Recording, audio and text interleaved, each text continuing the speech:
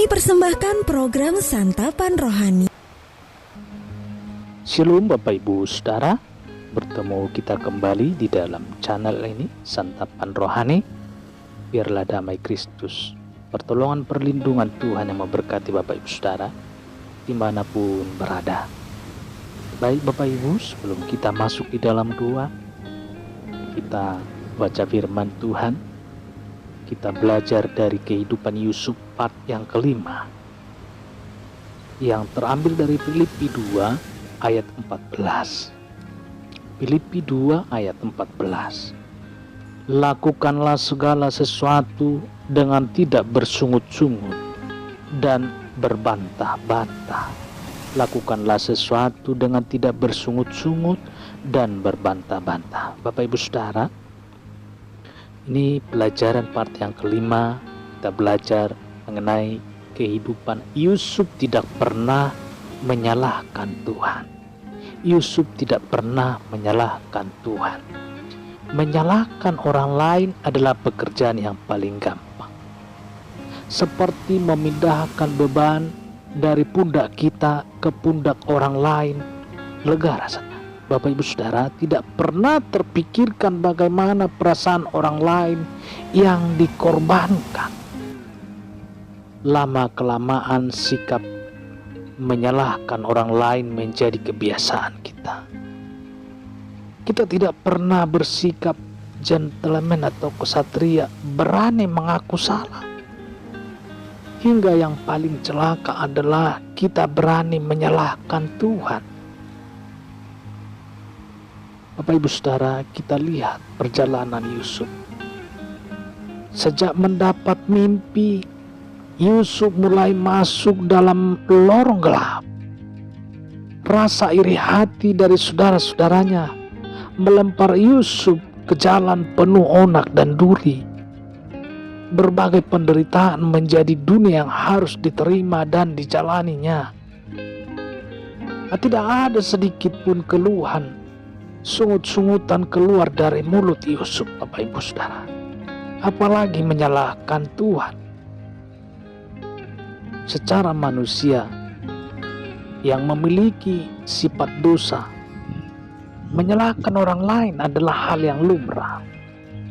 Apalagi nyambung jalan ceritanya, Bapak Ibu Saudara. Bukankah karena mimpinya itu ia sekarang mengalami bencana? Bukankah ia tidak meminta-minta datangnya mimpi itu? Siapa gerangan yang memberi mimpi itu? Bapak Ibu Saudara pasti menjawab Tuhan. Nah, ada alasan kuat menyalahkan Tuhan. Mengapa saudara-saudaranya membuang ia ke sumur? Mengapa mereka kemudian menjualnya ke padang budak? Ke pedagang budak, Bapak Ibu Saudara.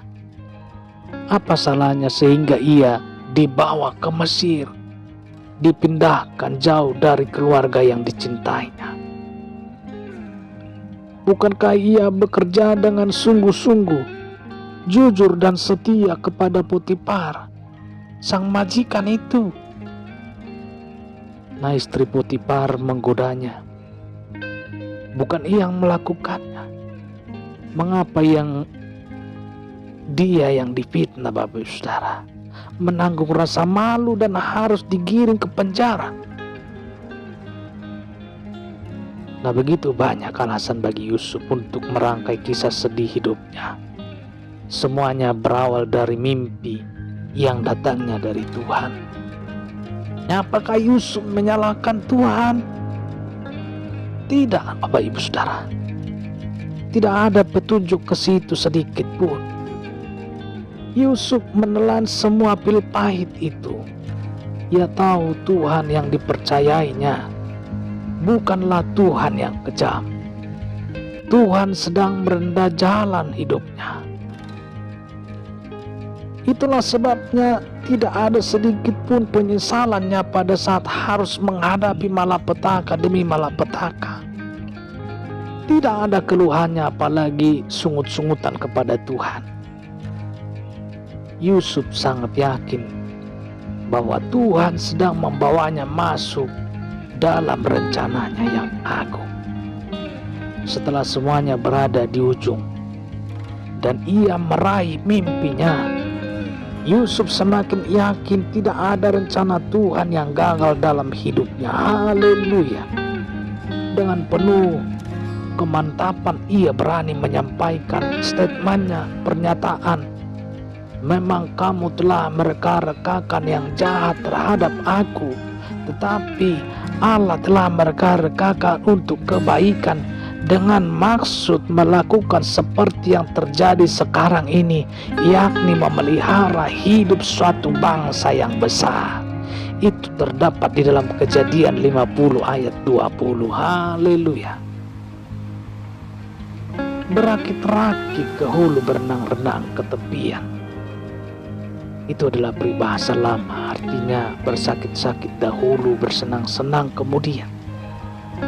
Nah, itulah filosofi kehidupan yang telah dijalani Yusuf, Bapak Ibu Saudara. Ditanggungnya semua penderitaan, dipikulnya semua kesakitan demi sebuah masa depan yang disediakan Tuhan. Nah, bagaimana dengan kita? Jangan mudah menyalahkan orang lain.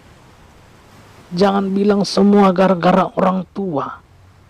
Jangan katakan ini disebabkan suami atau disebabkan istri, apalagi disebabkan anak-anak. Jangan salahkan siapapun, apalagi Tuhan, Bapak Ibu Saudara. Nah, jadilah manusia hebat seperti Yusuf. Jika hal-hal yang buruk menimpa Anda, Bapak Ibu Saudara, periksa, adakah salah Anda? Adakah salah kita? Jika tidak, jangan juga salahkan orang lain, apalagi Tuhan. Tuhan sedang merangkai air mata. Merangkai air mata kita, Bapak Ibu Saudara.